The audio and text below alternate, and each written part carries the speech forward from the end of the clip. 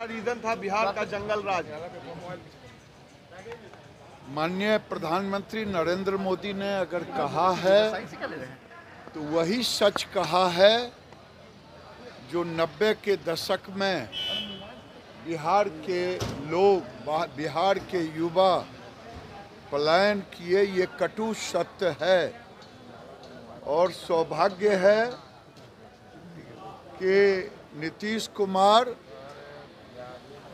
आ गए बीजेपी के साथ, नहीं तो आने वाले दिन में तेजस्वी जी होते, मुख्यमंत्री नीतीश कुमार को धकिया करके हटाते और फिर सुपर जंगल राज यहाँ होता। उन्होंने कहा कि आरजेडी के लिए सिर्फ परिवार ही है, उन्होंने कि मेरा साथ में परिवार ही उनके लिए सब कुछ है, उनके लिए तो देश है मोदी जी के लिए।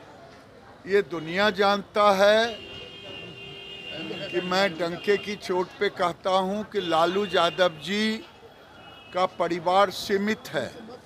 वो भले किसी का इमोशनल ब्लैकमेल करके वोट ले लें, लेकिन राज्य की जनता, देश की जनता जानना चाहती है।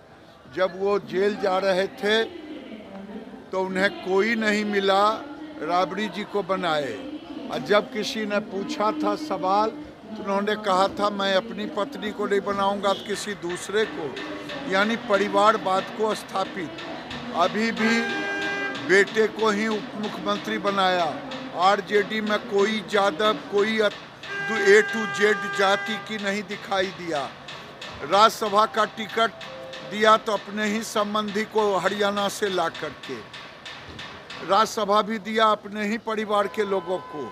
और अभी विधान परिषद में और विधान सभा में बेटा और पत्नी को ही लालू यादव जी ने नेता बनाया। इससे बड़ा और परिवारवाद का नमूना क्या हो सकता है। जहाँ जहाँ परिवारवाद है वही लोग आज मोदी जी का विरोध कर रहे हैं।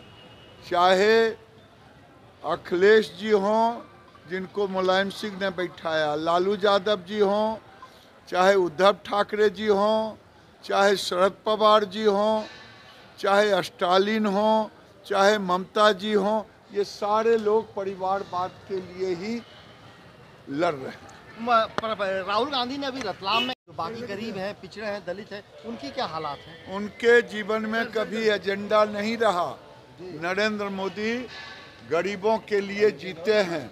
अगर देश में 75 साल बीत गए, शौचालय किसने दिया, पानी किसने दिया, घर किसने दिया, बिजली किसने दिया, गैस का चूल्हा और सिलेंडर किसने दिया, ये गरीबों का दुख पीड़ा मोदी ही समझा।